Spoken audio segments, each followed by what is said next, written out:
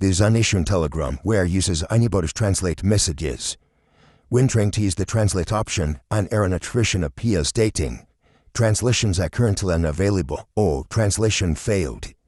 For starters, Telegram has an inbuilt feature that allows users to translate messages into their preferred language within the app. This is particularly useful for business professionals who interact with clients from different countries and speak various languages. To turn the switcher on, you simply tap on the three-line menu icon at the top left corner of the Telegram homepage. Then go to Settings. Under Settings, scroll down and select Language. From there, you will see the Show Translated button option, which you can toggle on to enable it. Once enabled, you can return to the chat section. Tap on the message you wish to translate and the translate option will appear.